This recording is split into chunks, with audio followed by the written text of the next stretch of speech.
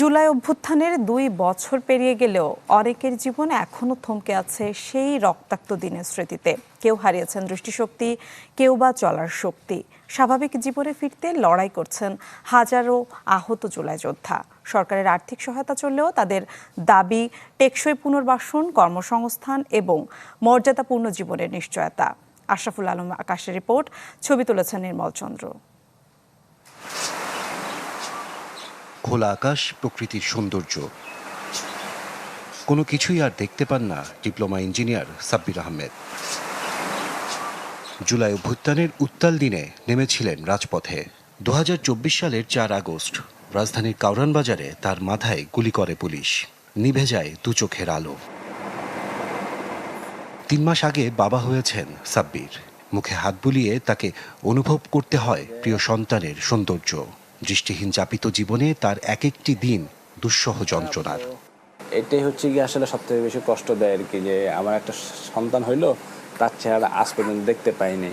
তারপরেও নিজেকে সান্ত্বনা দেয় এইভাবে যে পৃথিবীতে আমরাই একমাত্র চোখ হারা ব্যক্তি না, আমাদের পূর্বে অনেক মানুষ চোখ হারা। চোখ হারানোর সাথে চাকরি হারিয়েছেন এই জুলাই যোদ্ধা।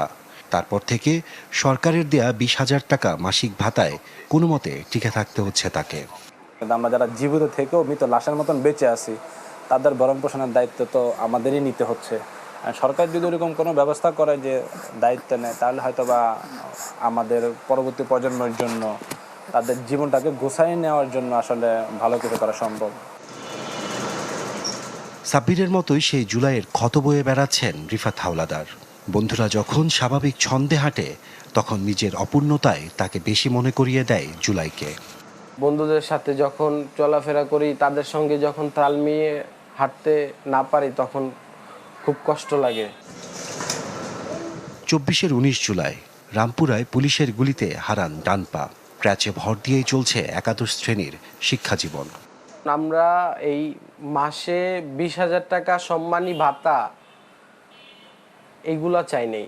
আমরা চাইছি এই দেশের মানুষের কল্যাণ, কোনো শ্রেণী পেশা মানুষের ভিতরে কোনো বৈষম্য থাকবে না। রিফাত আর সাব্বিরের মতো 15,000 আহতকে নিয়ে কাজ করছে জুলাই শহীদ স্মৃতি ফাউন্ডেশন। যাত্রার শুরুতে 100 কোটি টাকা অনুদান পেয়েছে সরকারের কাছ থেকে, যেখানে আহত ও শহীদ পরিবারের পুনর্বাসনের জন্য পাওয়ার কথা ছিল 337 কোটি টাকা। আমাদের সরকারের কাছে চাওয়া হচ্ছে যে যেই বকেয়া টাকাটা 237 কোটি রয়েছে, বকেয়া টাকাটা আমাদেরকে এই বাজেটে বরাদ্দ দিক, আমরা আহত ভাইদেরকে তাদের পুনর্বাসন বা তাদেরকে সহায়তা করে দিই। জুলাই ফাউন্ডেশনের মাধ্যমে গত 2 বছরে 831 জন শহীদ পরিবার ও 6,127 জন আহতকে আর্থিক অনুদান দেওয়া হয়েছে 120 কোটি টাকা। টাকার পরিমাণ কমে গিয়েছে, কিন্তু আহতদের চাপ বেশি। আপনি দেখেন 2/3 অধিক আহত কোনো টাকা পাননি, পাওয়ার কথা না, টাকা নেই। তারপর আমাদের স্ট্র্যাটেজিটা হয়েছে, যেহেতু টাকা অল্প, যোগান অল্প, সুতরাং আমরা বেছে বের করেছি কাকে দিতে হবে। তাহলে সেটাই হলো এ এবং বি ক্যাটাগরি, অর্থাৎ যাদের অঙ্গহানি হয়েছে অথবা কর্মক্ষমতা হারিয়েছে। জুলাই শহীদ ও আহত পরিবারের জন্য 300 কোটি টাকা বরাদ্দ রাখা হয়েছে এবারের বাজেটে। তবে আর্থিক অনুদান ও পুনর্বাসন নিশ্চিতে সরকারকে 6টি প্রস্তাবনা দিয়েছে জুলাই ফাউন্ডেশন। আশরাফুল আলম আকাশ, চ্যানেল 24, ঢাকা।